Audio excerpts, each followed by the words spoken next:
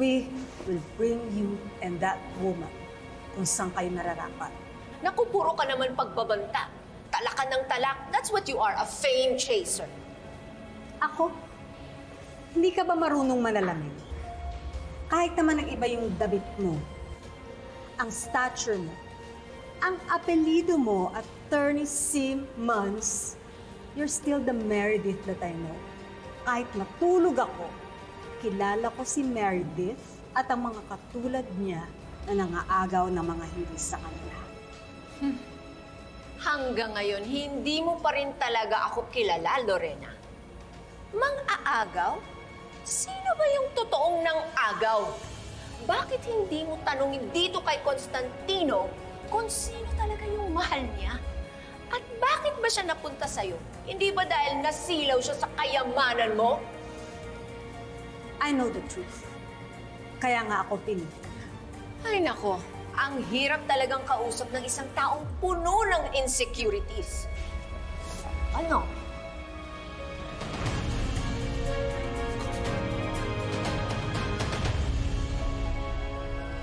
Attorney Constantino, I know you and your wife very well.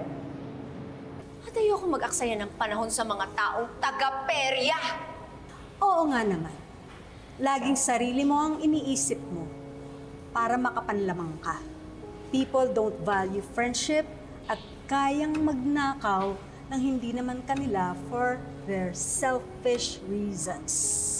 Ay nako, paulit-ulit para kang sirang plaka. Hindi ka ba naririndi dyan sa mga sinasabi mo? Parang nabibingi ka na yata eh. Hindi mo naaalala, nakakasabi mo lang ng mga paulit-ulit na bagay na yan? Pwede po ba, isang tabi nyo na muna yung mga personal issues nyo. Nandito po tayo para kay Hope, para malaman natin kung sino ba yung karapat-dapat sa custody niya. Pwede ba? Huwag akong paalalahanan mo niyan. Kausapin mo yung boss mo. My apology. I just got carried away, lalo na sa ganitong kaso kung saan inaagawan ng kliyente natin ang karapatan sa bata. Well, just to let you know, we are also here to defend the rights of our client. Hindi naman pwede na alam mo yung pagmamayari ng iba, tapos dadating na para bawiin ang feeling mo. Ikaw pa yung naapi.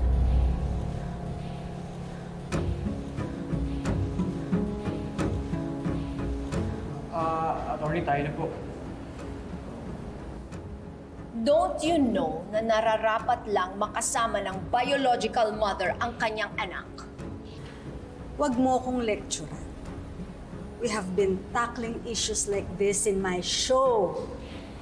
Hindi ko kailangan maging abogado para malaman na pwedeng mawalan ng karapatan ng isang nanay sa kanyang anak if she's proven unfit. So if that happens, mapupunta ang bata sa dapat mag-alaga sa kanya. Well, we are not in your show, kaya papabayaan na natin ang korte na magdesisyon. Mom, magpahangin na muna kayo sa labas with Attorney Bonnie. Ako nang bahala sa conference with the judge. Okay, anak. I'll see you later. Mrs. Ozdemir, tara po.